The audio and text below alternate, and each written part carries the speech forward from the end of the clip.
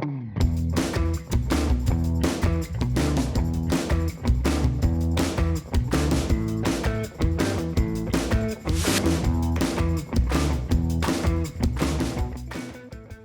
кетіп баратсам, жүрген жерімде несиенің жарнамасын көремін. Қанша әдемі, сондай түсінікті қылып айтса да, міндетті түрде келісімшартты бір қарап шығу керек. Келісімшартта жазылған. Сондықтан оны мүмкіндігінше мұқият оқу керек. Мүмкін маған алу керек шығарсың ғой несиені. Қандай шарттармен, қандай талаптармен, қандай пайыздық мөлшермен беретіні егжей-тегжейлі толықтай көрсететін болады. Комиссиялық төлемдердің жалпы сомасы қаржы нарығын реттеу және дамыту агенттігі заңдастырған нормадан аспауы тиіс. Өйткені клиенттері топтамасы жиынтығы банкте, сондықтан бәлкім олар ұсыныс жасауы мүмкін, керісінше банк оларға ұсыныс жасауы мүмкін.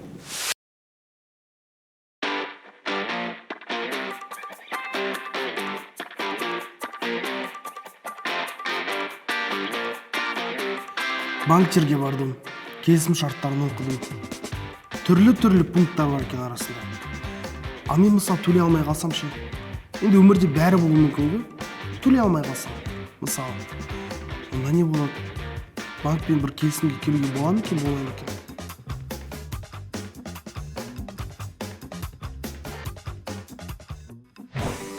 Менің атым Бекзат. Бұл бағдарлама менің қаржылық сауаттылықты үйренуім туралы. Мен көптеген жаңа білім алғым келеді, және менде бәрі ойдағыдай болатынына сенемін.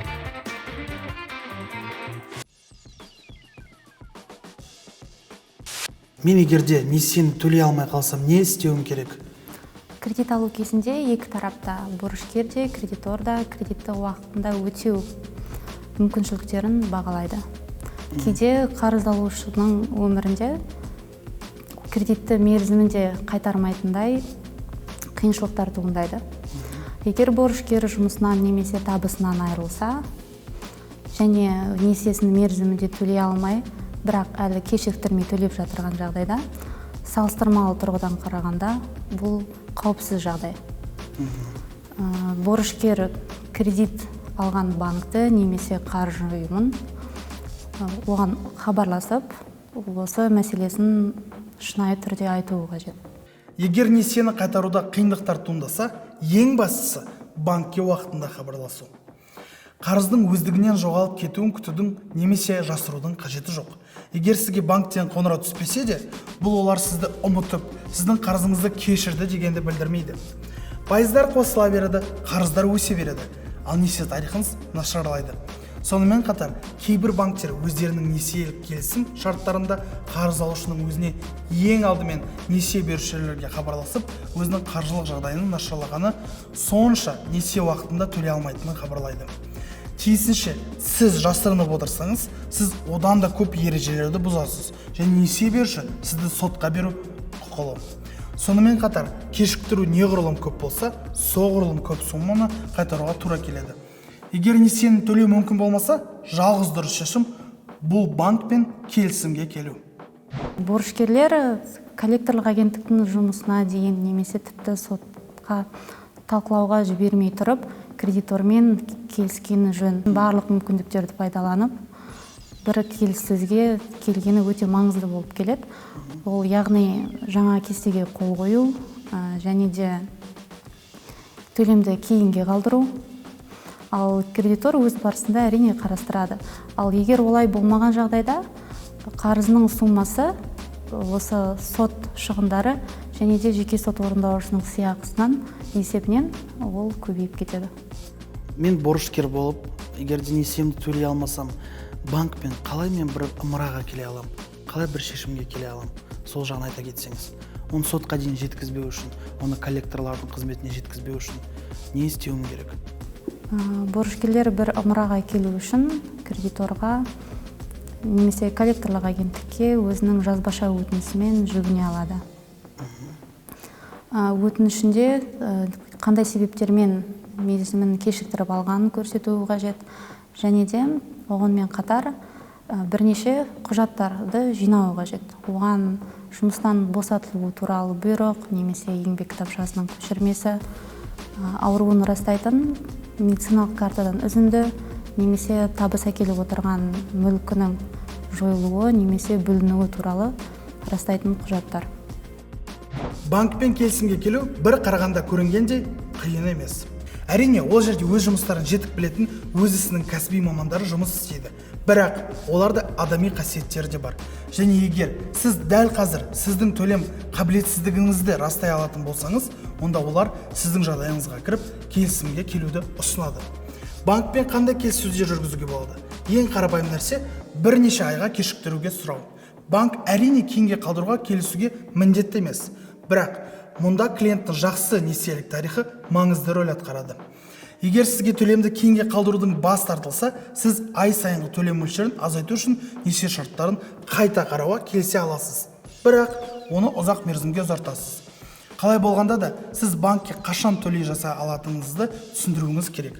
Өйткені төлемеген жағдайда кредиторлармен байланысын тоқтатқанда банк коллекторларға жүгінеді. Несие бұл үлкен жауапкершілік.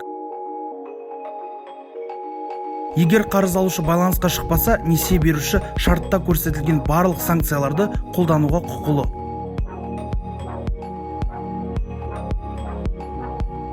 Бірінші қадам, несие берушіге хабарласыңыз. Екінші қадам, өзінің төлем қабілетсіздігіңіздің дәлелдерін ұсыну. Қарыз алушыда туындаған қаржылық қиындықтарын растайтын құжаттардың болуы маңызды. Яғни, мұның бәрі сотқа дейінгі жағдай екенін түсіну өте маңызды.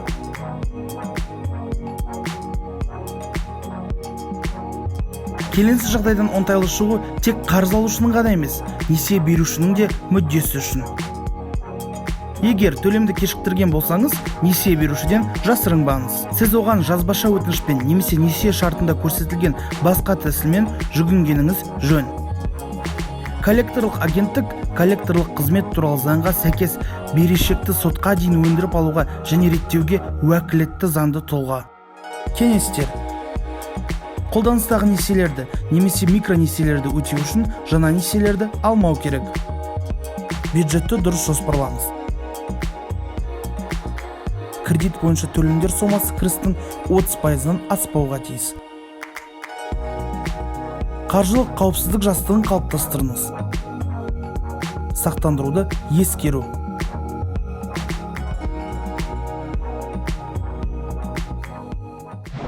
Коллектор бұл мерзім өтіп кеткен қарыздарды өндіру бойынша мамандар.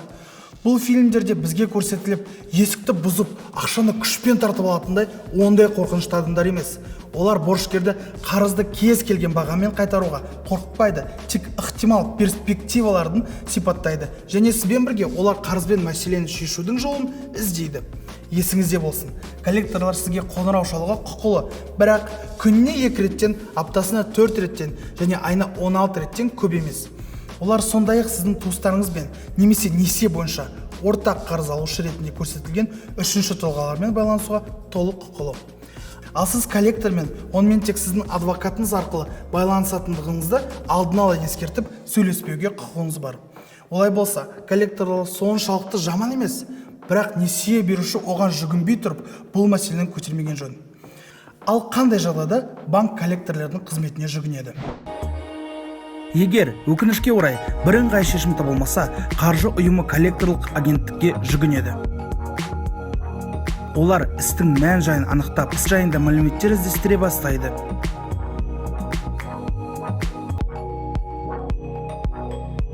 Қазақстанның ұлттық коллекторлар палатасы өз қызметін 2018 жылдан бері жүзеге асырып келеді. Олардың міндеті коллекторлық агенттік қызметтерінің оған қойылатын заңнама талаптарына жауап беруін қадағалау. Коллектор қызметін кәсіби тұрғыдан жүргізуге тиіс. Коллектор қаржыгер ретінде сандарды, заңгер ретінде өзі айтқан сөздердің мағынасын түсіну қажет және психолог ретінде дұрыс әрекет етуге тиіс. Бәрімізде сыпайы түрде сөйлеу қажеттілігін, адамдарға барлық ақпаратты қолжетімді түрде жеткізу керектігін түсінеміз. Сондықтан коллекторлық агенттік қызметкерінің міндеті өте ауқымды. 2021 жылдың 1 қазанынан бастап Қазақстанда проблемалық берешекті сотқа дейін реттеудің жаңа механизмі іске қосылды.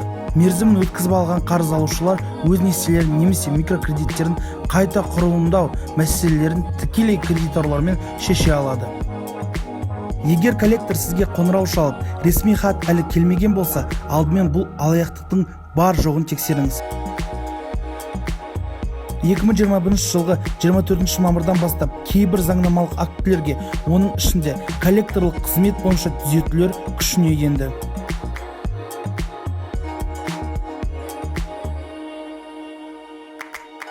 Қазақстан Республикасының қаржы нарығын реттеу және дамыту агенттігі Қазақстанда коллекторлар қызметінің ашық және өркениетті нарығын, борышты өндіріп алудың қалыпты практикасын құру бойынша айтарлықтай жұмыс жүргізді. Егер сіз несиені төлемеген жағдайда, банк коллекторлармен хабарласуға толық құқылы. Егер сіз бұған жол бергіңіз келмесе, онда несие берушімен тікелей келіссөздер жүргізу қажет. Онда сізге коллекторлармен танысудың қажеті болмайды. Егер сіз қоңыраулардан бас тартсаңыз, жасырынып жүрсеңіз және төлем жасамасаңыз, онда коллектор жалдамас бұрын банк сізге бұл туралы хабарлайды. Сонымен қатар, сіз әрқашан сізге қаржы нарығын реттеу және дамыту агенттігінің директор қорынан сізге жіберілген коллектордың лицензиясын тексеруге құқығыңыз бар. Коллектор тарапынан орынсыз мінез құлық болған жағдайда, сіз агенттікке хабарласып, қаржылық қызметтерді тұтынушы ретінде сіздің құқықтарыңызды бұзу туралы өтініш қалдыра аласыз. Бірақ, соған қарамастан, егер коллектор мінез құлықтың қандай да бір жолын кесіп өтсе, онда сіз ақшалай қарызды қайтарға уәкілетті адамға қатысты өзіңізді дұрыс ұстайсыз ба? Соны қарастырған жөн. Егер де мен несиені төлей алмай қалсам, мен нені істемеуім керек? Міндетті түрде. Оны істеуге болмайды деген заттар, ол қандай заттар?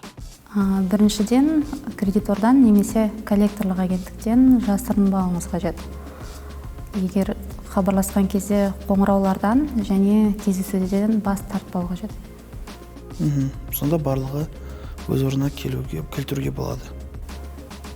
Егер де бас тартқан жағдайда, яғни кредиторлар осы келісім шартта көрсетілгендей, белгіленгендей барлық санкцияларды қолдана алады. Ол айыппұлдар мен өсімпұлдар, ал одан да жаманы, яғни сот процесін бастай алады. Сіз кредит алған кезде сіз жауапкершілікті өзіңізге аласыз және оны соңына дейін көтеріңіз керек. Сим-картаны жасыру, өзгертудің мағынасы жоқ. Ең жақсы жағынан сізге коллектор жіберіледі. Ең нашар жағдайда сізді тауып, көптеген жағымсыз салдармен сотқа жіберіледі. Сондықтан бірнеше қарапайым ережелерді сақтаңыз. Күшіңізді есептеңіз, бюджетті дұрыс жоспарлаңыз. Есіңізде болсын, сіздің барлық несиелеріңіз бойынша төлемдердің мөлшері кірістің 30%-нан аспау керек. Сондықтан сіздің төлем қабілеттілігіңіз үшін бұл өте қымбат болмайды. Форс-мажорлық жағдайда қосымша қаржылық қауіпсіздік жастығын дайындаңыз. Несие рәсімдеу кезінде сақтандыруды назардан тыс қалдырмаңыз. Себебі мүгедектік жағдайында сақтандыру компаниясы сіздің қарызыңызды өтеуге көмектеседі. Ал енді бүгінге түсінгенім, банк әрдайым сізбен келісуге дайын. Ең бастысы, уақытылы барып, банкке өтініш жасап сұрау. Сізге бірнеше тәсілін ұсынады. Сол тәсілдердің ішінен ең қолайлысын таңдап, несиені жабу. Және де тағы бір зат, тығылуға болмайды екен. Тығылсаңыз, әрі қарай заңмен мәселелер басталады. Коллекторлер звондайды. Ол керек па? Несие жабу сұрағына өте жақсы дайындалып келу керек екен.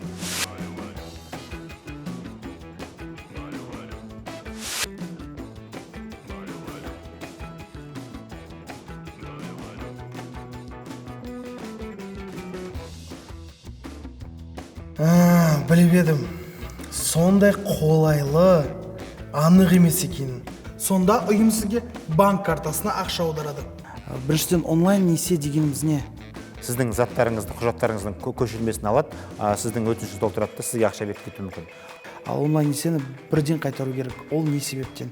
Қазіргі таңда біздің халықтың арасында көптеген күйіп жатқан азаматтар бар. Сонымен, классикалық несиенің айырмашылығы неде? Finrec.kz деген сайты бар. Осы сайтта арнайы